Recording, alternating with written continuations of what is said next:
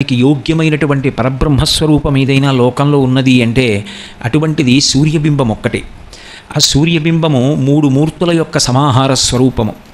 సృష్టికర్త అయినటువంటి బ్రహ్మ, స్థితికర్త అయినటువంటి శ్రీ మహావిష్ణువు, అలాగే లయకర్త అయినటువంటి రుద్రుడు, ముగ్గురితో కూడుకున్నటువంటి సమాహార స్వరూపమైనటువంటి పరబ్రహ్మము దివు అంటే కాంతుల యొక్క ముద్దయి భాస్కర అని పిలువబడతాడు. అందుకే భా అంటే కాంతి, కర అంటే కిరణములు కలిగినటువంటి వాడు. కాంతిని తన కిరణముల చేత ప్రసరింపచేసి అంతటా నిండి ఉన్నటువంటి చీకట్లను తొలగదోయగలిగినటువంటి పరమాత్మ స్వరూపమే ఆ సూర్యస్వరూపం. సూర్యుడు ఆరోగ్యానికి అత్యంత ప్రధానమైనటువంటి స్వామి. ఆయన యొక్క అనుగ్రహం ఎక్కడ వర్షింపబడుతుందో అక్కడ అందరికీ కూడా ఆరోగ్యము కృప చెయ్యబడుతుంది. అందుకే ఏ దేవతని ఆరాధిస్తే ఏవి లభిస్తాయి అన్నదాన్ని గురించి శాస్త్రం మాట్లాడుతూ అన్యోన్య దాంపత్యం కలగాలి అంటే అమ్మవారిని పూజ చెయ్యాలి. అలాగే ఎప్పుడైనా సరే జ్ఞానము కలగాలి అనుకుంటే జ్ఞానదాత మహేశ్వర, పరమశివుణ్ణి ఆరాధించడం చేత జ్ఞానం కలుగుతుంది. అలాగే ఎప్పుడూ రక్షణ కల్పించేటటువంటి వాడు శ్రీ మహావిష్ణువు. ఆరోగ్యం భాస్కరాదిచ్చేత్. ఆరోగ్యము ఎవరి మీద ఆధారపడుతుంది అంటే కేవలము సూర్య భగవానుడి యొక్క అనుగ్రహం మీద ఆధారపడుతుంది. ఆయన యొక్క అనుగ్రహము చేత మాత్రమే ఆరోగ్యము సిద్ధిస్తుంది. ఆరోగ్యము నాకు కావాలి అని కోరుకోనటువంటి వ్యక్తి లోకంలో ఎక్కడా ఉండడు. ఎన్ని ఉండనివ్వండి, ఆరోగ్యం అనేటటువంటిది లేకపోతే ఆయన అనుభవించేటటువంటిది దరిద్రమే. ఎందుకంటే బయట ఎన్ని భోగాలు ఉండనివ్వండి, ఎంత ఐశ్వర్యం ఉండనివ్వండి, శరీరమునందు ఆరోగ్యం లేనప్పుడు అవన్నీ ఎందుకు ఉపకరిస్తాయి? ఎప్పుడూ మంచం మీద పడుకుని వ్యాధిగ్రస్తుడై బాధపడుతూ బ్రతికేటటువంటి వ్యక్తి ఎంత ఆయుర్దాయంతో ఉన్నప్పటికీ ఆయన పొందేటటువంటి సౌఖ్యము కానీ, ఆయన వలన ఇతరులు పొందేటటువంటి సౌఖ్యము కానీ బహుస్వల్పంగా ఉంటుంది. అందుకే శంకర భగవత్పాదులు సౌందర్యలహరి చేస్తూ అమ్మవారి యొక్క అనుగ్రహం ఎలా ఉంటుంది అన్న విషయం గురించి మాట్లాడుతున్నప్పుడు ఒక మాట చెప్తారు. చిరంజీవన్ని వక్షపిత పశుపాశం వ్యతికరహ అంటారు. చిరాయుర్దాయంతో బ్రతకడం ఒకెత్తైతే ఆరోగ్యంతో బ్రతికి అనుష్ఠానం చేసి ఆ అనుష్ఠాన బలం చేత ఏది తన యొక్క శాశ్వతమైనటువంటి స్వరూపమో, ఏది సత్యమో, ఏది వెళ్ళిపోదో అటువంటి ఆత్మని అనుభవంలోకి తెచ్చుకుని ఇక్కడే మోక్షం అనుభవించగలిగినటువంటి ప్రజ్ఞ అంకురించాలి అంటే ఆరోగ్యం అనేటటువంటిది శరీరానికి అత్యంత ప్రధానమైనటువంటి విషయము. ఉగ్రరోగ సంకలితులు మందభాగ్యులు సుకర్మములివ్వియు చెయ్యజాలరీ కలియుగమందు మానవులు కావున ఎయ్యది సర్వసౌఖ్యమయ్యలవడు ఏమిటంబుడము ఆత్మకు శాంతి మునీంద్ర చెప్పవే అని అడుగుతారు. ఎందుచేత అంటే కలియుగంలో ఉండేటటువంటి మనుష్యులు అలసులు, ఎప్పుడూ అలసత్వంతో కూడుకున్న వారై ఉంటారు. అలసులు మందబుద్ధియుతులు, మందబుద్ధితో కూడుకున్న వారై అంటే చురుకైనటువంటి బుద్ధి చేత శాస్త్రాన్ని ప్రమాణంగా స్వీకరించి అనుష్ఠానం చేయగలిగినటువంటి శక్తి ఉండదు. మందబుద్ధియుతులు అల్పతరాయువులు. ఆయుర్దాయమా అల్పంగా ఉంటుంది. పరమేశ్వరుడు కలియుగంలో 100 సంవత్సరముల ఆయుర్దాయాన్ని అనుగ్రహించినప్పటికీ కూడా 100 సంవత్సరములు పరిపూర్ణమైనటువంటి ఆయుర్దాయాన్ని అనుభవించగలిగినటువంటి శక్తి బహుకొద్ది మందికే ఉంటుంది. ఉగ్రరోగ సంకలితులు, భయంకరమైనటువంటి రోగాలు ఎప్పుడూ కొత్తవి ప్రబలుతూనే ఉంటాయి. ఎంతమంది వైద్యులు వస్తారో, ఎన్ని ఔషధములు కనిపెట్టబడతాయో అన్నిటికీ మించి మళ్ళీ కొత్త రోగాలు ప్రబలి మనుష్యుల్ని పడగొడుతుంటాయి.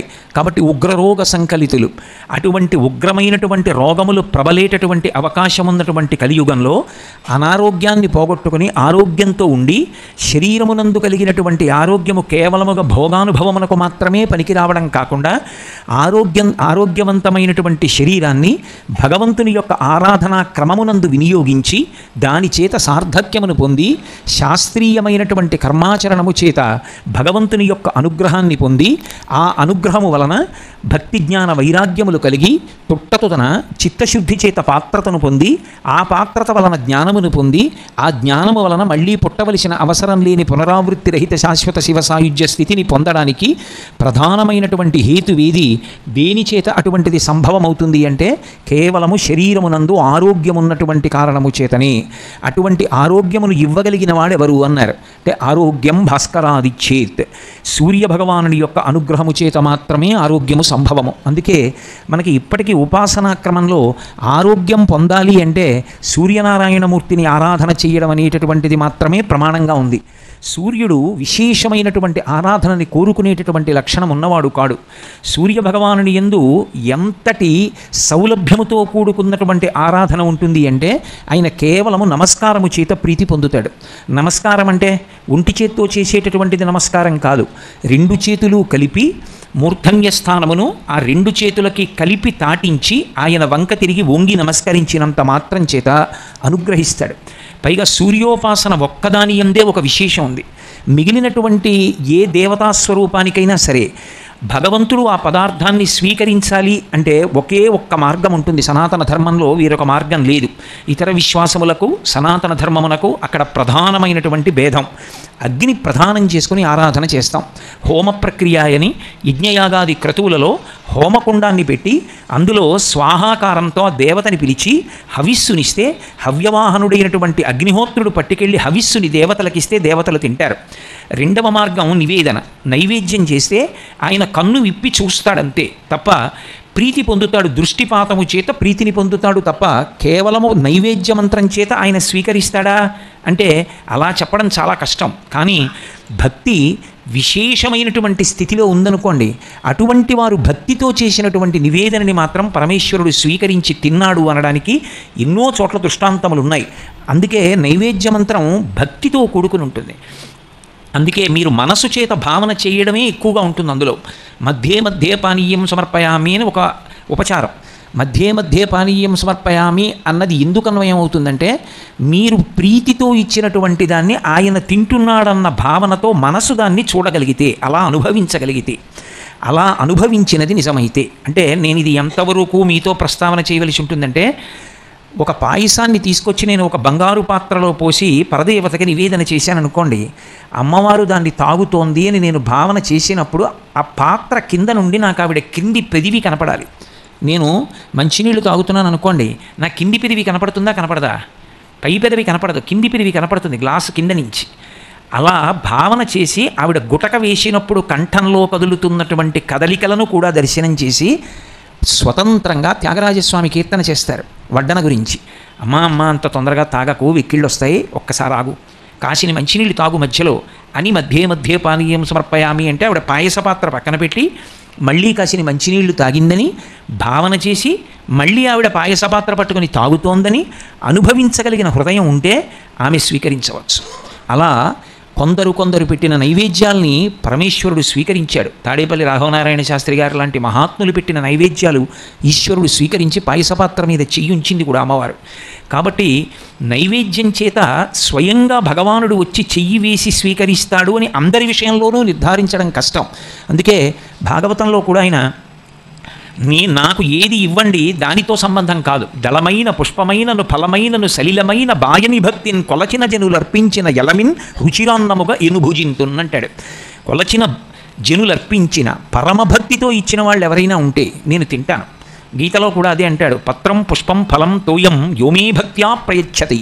అంత భక్తితో ఇచ్చావా తింటాను, అంత భక్తితో ఇచ్చినది కాదా ఆయన దాన్ని స్వీకరిస్తాడని నమ్మకం ఉండదు. ఒక్క సూర్యభగవానుడి విషయంలో మాత్రం ఒక విశేషం ఉంది. ఏమిటా విశేషం అంటే మా గురువుగారు తరచుగా చెప్తూ ఉంటారు దాన్ని. భగవంతుడికి బాలభాస్కరుడి యొక్క కిరణములు పడుతున్నప్పుడు మీరు పాయసాన్నం వండి ఆయన ఎదురుగుండా పెట్టి ఆయనకి నైవేద్యం పెట్టారనుకోండి, ఆయన కిరణ స్పర్శ, కిరణములు అంటే కరములు అంటే చేతులు అని అర్థం, ఆయన కిరణములు ప్రసారమవుతాయి. ఆయన కిరణములు ప్రసారమై పాయస పాత్రలోని పాయసాన్ని స్పృశిస్తాయి. చాలా ఇబ్బంది కలిగినటువంటి రోజుల్లో మా గురువుగారు పాయసాన్నాన్ని అలా నివేదన చేసి ఇచ్చి ఇబ్బందులు తగ్గించినటువంటి సందర్భాలు ఉన్నాయి. ఆయన కిరణములు ప్రత్యక్షంగా ఆయన చేతులు వెళ్ళి పాయసం మీద పడతాయి. మిగిలినటువంటి సమయాల్లో అలా పడడాన్ని గమనించగలరా అంటే అది భావము యొక్క పరిపుష్టత చేత ఉంటుంది. సూర్యకిరణముల యొక్క స్పర్శ మీరేం పెద్ద కష్టపడిపోయి కళ్ళు మూసుకుని చూడక్కర్లేదు, మీకు ఎదురుగుండా భగవానుడు దర్శనం అవుతూ ఉంటాడు. మిగిలిన చోట్ల భావనామాత్ర సంతుష్టాయై నమః మీకు భావన ఉండాలి. సూర్యుని యందు ప్రత్యక్షంగా కనపడుతూ ఉంటాడు. అసవ్యో వసర్పతి నీలగ్రీవో విలోహిత ఉతైనం గోపా అదృశన్ను దృశన్ను దహార్య అంటుంది ఎదుర్వేదం. నీలలోహిత రుద్రుడు ప్రాతకాలమునందు ఉండేటటువంటి సంధ్యాకాలంలో అరుణారుణ కాంతులతో ఆకాశంలో ఎవరికి కనపడతాడు అంటే ప్రజ్ఞాపాతవములు, పాండితీ ప్రకర్ష, పరమభక్తి ఉన్న వాళ్ళకే కాదు, కేవలముగా ఏమీ తెలియకపోయినటువంటి ఆజ్ఞులైనటువంటి గోపకాంతలు తమ తల మీద నీటి కడవ పెట్టుకుని పొద్దున్నే తల కడిగితే మొలకడగడం చేత కాక, మొలకడిగితే తల కడగడం చేత కాక, స్నానం కూడా చెయ్యకుండా చెరువులోని నీళ్లు కుండలో పట్టి తల మీద పెట్టుకుని నడిచి వెళ్ళిపోయేటటువంటి అమాయకులైనటువంటి కాంతలు కూడా ఆ సమయంలో భగవానుణ్ణి దర్శనం చెయ్యవచ్చు. అంత తేలికగా మాంసనేత్రానికి దొరికే ఏకైక భగవత్ స్వరూపం భాస్కర స్వరూపం ఒక్కటే. పైగా అది ఒక దేవతాస్వరూపం కాదు, అది పరబ్రహ్మస్వరూపం. పరబ్రహ్మస్వరూపమైన కారణం చేత ఆయనే సృష్టికర్త, ఆయనే స్థితికర్త, ఆయనే ప్రళయకర్త. కాబట్టి తన కరస్పర్శ చేత, కిరణస్పర్శ చేత మీరు ఇచ్చినటువంటి నివేదనని ఆయన ముట్టుకుంటాడు. ఆ ముట్టుకున్న ప్రసాదం ఏదుందో ఆ ప్రసాదాన్ని స్వీకరించడం అనుగ్రహానికి కారణమవుతుంది. అందుకే ప్రదక్షిణం చేసి నమస్కారం చేసినప్పుడు వెంటనే ఫలితాన్ని ఇచ్చేటటువంటి దేవతాస్వరూపములుగా చెప్పబడేటటువంటివి రెండు ఉన్నాయి. ఒకటి హనుమ. ఆ హనుమ సూర్యనారాయణమూర్తి యొక్క శిష్యులు. రెండవ వారు సూర్యుడు. కానీ సూర్యుడికి ప్రదక్షిణ ఎలా చేస్తాం అంటే సూర్య దేవాలయం అందుకొచ్చింది. సూర్య దేవాలయం ప్రధానంగా దేనికి అంటే ప్రదక్షిణం చేయడం కోసం. కోణార్క సూర్య దేవాలయానికి ప్రదక్షిణం చేసి నమస్కారం చేసి గుండె జబ్బుల నుంచి, కుష్ఠవ్యాధి నుంచి విముక్తులైనటువంటి వారు ఎందరో ఉన్నారు. అంత ఉత్తరక్షణం అనుగ్రహించి ఆరోగ్యం ఇవ్వగలిగినటువంటి భాస్కర స్వరూపం ఏది ఉన్నదో ఆ భాస్కర స్వరూపానికి అంత విశేషమైనటువంటి ప్రాధాన్యతని ఉపాసన క్రమంలో కల్పించారు. భగవంతుడు అని ఎన్నో గ్రంథాలు చదివి ఎంతో పరిశ్రమ చేసే కన్నా అసలు మాంసనేత్రానికి దొరికేటటువంటి ప్రత్యక్ష భగవానుడైనటువంటి ఆ సూర్యనారాయణమూర్తి దర్శనం చేయడం ఎంత తేలికైనటువంటి విషయం. అసలు ఒక మనుష్యుడు తన జన్మ ప్రయోజనాన్ని పోగొట్టుకుంటున్నాడు అని చెప్పవలసిన అవసరం ఏదైనా ఉంటే ప్రాతకాలంలోనూ పశ్చిమాద్రిని చేరిపోయినటువంటి సూర్యబింబాన్ని దర్శనం చెయ్యకుండా గడిపేసేటటువంటి వాడు ఎవడుంటాడో వాడు మాత్రమే శాస్త్రం దృష్టిలో అయితే కృతఘ్నుడు. దేనిచేత కృతఘ్నుడు అంటే భగవానుడే స్వయంగా వినువీధిలోకి వచ్చి నిలబడినా లేచి ఆయన వంక తిరిగి ఒక్క నమస్కారం చెయ్యలేకపోయిన వాడెవడో వాడు కృతఘ్నుడు. ఆ కృతఘ్నుడిని ఆయన క్షమించలేడు. అందుకే కృతఘ్నఘ్నాయ దేవాయ జ్యోతిషాం పతయే నమః అంటుంది ఆదిత్య హృదయం. అంతటి గొప్ప స్వరూపమైనటువంటి ఆ సూర్యబింబం ఉదయించేటటువంటి స్థితి, ఆయన ఉదయించేటటువంటి దిక్కుని చతుర్ముఖ బ్రహ్మగారు మొట్టమొదట సృష్టి చేసేట. 4 దిక్కులను సృష్టి చేస్తారు. ఎందుకంటే దిక్కు అనేటటువంటి దానికి ఉపాసనా క్రమమునందు చాలా ప్రాధాన్యత ఉంటుంది. నేను ఏదో ఊరు వెళ్ళాను అనుకోండి ఉపన్యాసాలకి, ఏ తెల్లవారుజామున 3 గంటలకో రైలు దిగాను అనుకోండి, నాకు ఇచ్చిన విడిదిలోకి వెళ్ళిపోయే ముందు నేను వేయవలసిన మొదటి ప్రశ్న ఏమిటంటే అయ్యా తూర్పు పెట్టండి అని అడగాలి. ఎందుకంటే దిగ్భ్రాంతి అంటారు. దిగ్భ్రాంతి అంటే దిక్కులు తెలియకుండుట. దిక్కు తెలియకపోవడం ఎంత పండితుడికైనా ఉంటుంది. ఎందుకని అంటే వాళ్ళ ఊళ్ళో వాడింట్లో వాడి పూజా మందిరంలో వాడికి తూర్పు పెట్టో తెలుస్తుంది. ఇంకో ఊరు వస్తే తూర్పు పెట్టో ఎలా తెలుస్తుంది? తెలియదు. కానీ మొదటి నమస్కారం ఎటువైపుకి అంటే తూర్పు దిక్కుకే మొదటి నమస్కారం ప్రారంభం. ఎందుచేత అంటే సూర్యకిరణములు పడితే తప్ప సుషుమ్న నాడి అసలు చైతన్యాన్ని పొంది ఒక్కసారి ఆ హృదయ పద్మం వికసనాన్ని పొందదు. అలా పొందించేటటువంటి సూర్యనారాయణమూర్తి ఏ దిక్కున ప్రకాశిస్తాడో ఆ దిక్కుని ప్రాక్ అని పిలిచారు. ప్రాక్ అన్న మాటకి సంస్కృతంలో అర్థం ఏమిటంటే మొదటిది, పూర్వము అని. పూర్వ దిక్కు, ప్రాక్ పశ్చిమము అని పిలుస్తారు. పూర్వోత్తర భాగములు అంటారు. ఏదో భాగవతం దశమస్కంధం ఉందనుకోండి, పూర్వభాగము ఉత్తర భాగము అంటారు. పూర్వభాగము అంటే మొదటిది అని, ఉత్తర భాగము అంటే తరువాతది. అంటే అందరికీ తెలియవలసిన దిక్కు ఏదైనా ఉంటే అది ప్రాక్, అది తూర్పు. తూర్పు దిక్కు తెలియకుండా ఉండడానికి వీల్లేదు. తూర్పు దిక్కు తెలిసి తీరాలి. ఎందుకంటే అసలు జీవితానికి వికసనం ఎక్కడి నుంచి మొదలవుతుంది అంటే ఆ తూర్పు దిక్కు నుంచి మొదలవుతుంది. అందుకే చతుర్ముఖ బ్రహ్మగారు కూడా సృష్టి ప్రారంభం చేసినప్పుడు మొట్టమొదటి దిక్కు ఏది సృష్టి చేశాడో దానికి తూర్పు దిక్కు ప్రాక్ అని పేరు. ప్రాక్ను ఆయన ఎలా నిర్ణయం చేశాడు అంటే ఇక్కడ సూర్యోదయం అవ్వాలి అని నిర్ణయం చేశాడు. ఇక్కడ సూర్యోదయం అవుతుంది, ఇక్కడ నుంచి కిరణములు పడడం ప్రారంభమవుతాయి అని ఏ పర్వత శిఖరం మీద సూర్య భగవానుని యొక్క ఉదయము ప్రారంభమవుతుందో నిర్ణయం చేసి అక్కడ వరకు మాత్రమే మనుష్యులు గొప్ప యోగ సంబంధమైనటువంటి శక్తి కలిగినటువంటి వారు వెళ్ళగలిగినటువంటి ప్రాంతాలుగా నిర్ణయం చేశాడు. ఇక సూర్యుడు ఎక్కడ ప్రకాశం ప్రారంభమవుతుందో అది దాటి వెళ్ళడానికి మనుష్య ఉపాధికి శక్తి ఉండదు. అక్కడ వరకు మాత్రం మనుష్యుడు వెడతాడు. మనుష్యుడికి యోగశక్తే కాదు, శరీర బలాన్ని బట్టి కూడా అక్కడ వరకు వెళ్ళగలరు అని రామాయణం నిర్ధారణ చేసింది. కిష్కింధకాండలో శ్రీరామాయణంలో ఆ దిక్కుకు ఎలా వెళ్ళాలి అన్నది చెప్తాడు సుగ్రీవుడు. సూర్యోదయం ఎక్కడవుతోందో చెప్తాడు. చెప్తున్నప్పుడు కిష్కింధలో బయలుదేరితే ఆ వానరుణ్ణి పిలిచి ఆయనతో అంటాడు, నువ్వు 1,00,000 మంది వానరులతో కలిసి బయలుదేరవలసి ఉంటుంది. తూర్పు దిక్కున సూర్యుడు ఎక్కడ ఉదయిస్తాడో అక్కడ వరకు మాత్రమే మనుష్య శరీరములు కానీ ఇతర శరీరములు కానీ వెడతాయి. దాటితే ఇక దేవతలే, ఎవరు వెళ్ళలేరు. అది ఎక్కడ ఉన్నదో ఆ శిఖరం నేను చెప్తాను చూడని ప్రారంభం చేస్తాడు. కిష్కింధ దాటిన తరువాత గంగానది, గంగానది దాటితే సరయు, సరయు దాటితే కౌశికి, కౌశికి దాటితే యమున, యమున దాటితే సరస్వతి, సరస్వతి దాటిపోతే సింధు నది. ఈ నదులన్నీ దాటి వెళ్ళిపోయిన తర్వాత యామున పర్వతం వస్తుంది. ఆ యామున పర్వతం దాటి వెళ్ళిపోయిన తర్వాత మహీనది, మహీనదిని కూడా దాటి వెళ్ళిపోతే కాలమహీనది అనబడేటటువంటి ఇంకొక నది వస్తుంది. ఆ కాలమహీనదిని కూడా దాటిపోతే కురు, పాంచాల, కాశీ, మజ్జి, అల్ల, మగధ, వత్స, మచ్చ, చేది, అవంతి, గాంధార, కాంభోజ, సౌరాష్ట్ర, ఆశ్మక అనబడేటటువంటి రాజ్యాలు ఇవన్నీ దాటి వెళ్ళిపోతే మగధ, మగధ దాటితే మందర పర్వతం. ఆ మందర పర్వతం కింద ఉండేటటువంటి ప్రాణులు ఒక చెవి కలిగినటువంటి వాళ్ళు, ఒక్క ముక్కు భాగం మాత్రమే కలిగినటువంటి వాళ్ళు, ఒక కాలు కలిగినటువంటి వాళ్ళు మాత్రమే ఉండి అతి బలవంతులైనటువంటి ప్రాణుల్ని కూడా పట్టి తింటూ ఉంటారు. అది వాళ్ళ ఆహారం. ఆ మందర పర్వత ప్రాంతాన్ని కూడా దాటి వెళ్ళిపోతే యవద్వీపం, యవద్వీపం దాటితే సువర్ణద్వీపం, సువర్ణద్వీపాన్ని కూడా దాటితే రజతద్వీపం, రజతద్వీపాన్ని కూడా దాటితే శోణానది ఎర్రటి జలాలతో ప్రవహిస్తూ ఉంటుంది. శోణ అంటేనే ఎరుపు, ఎర్రటి జలాలతో ప్రవహిస్తుంది. అది కూడా దాటిపోతే లోహితమనేటటువంటి సముద్రం. ఆ ప్రాంతానికి ఇంకా వెళ్ళే కొద్దీ శక్తి ఎక్కువ ఉండాలి. ఎందుకంటే ఆ సముద్రం మీద నుంచి వెడుతున్నప్పుడు నీడబట్టి ఆ సముద్రంలో ఉండేటటువంటి ప్రాణులు ఆ వెడుతున్న ప్రాణుల్ని పట్టి లాగి తినేస్తాయి. అంత భయంకరమైనటువంటి లోహితమనబడేటటువంటి సముద్రం. ఆ లోహిత సముద్రాన్ని కూడా దాటి వెళ్ళిపోతే అక్కడికి వెళ్ళిన తరువాత కుటశాల్మలి అనబడేటటువంటి ఒక పెద్ద వృక్షం కనబడుతుంది. ఆ వృక్షం దగ్గర నుంచి వెనక్కి అప్పుడే ఉదయిస్తున్నటువంటి బాలభానుడి యొక్క కిరణములా అన్నట్లుగా బంగారు కాంతితో మెరిసిపోతున్నటువంటి విశ్వకర్మ చేత నిర్మింపబడినటువంటి భవనం ఉంటుంది. ఆ భవనమునందు గరుత్మంతుడి నివాసం చేస్తూ ఉంటాడు. ఆ భవనాన్ని కూడా దాటి ఇంకా ముందుకు వెళ్ళిపోతే అక్కడ ఆ పాలసముద్రం ఉంటుంది. పాలసముద్రం మధ్యలో తెల్లటి వృషభమనబడేటటువంటి పర్వత శిఖరం ఉంటుంది. దాని యందు మళ్ళీ ప్రత్యేకంగా సుదర్శనము అనబడేటటువంటి ఒక సరస్సు.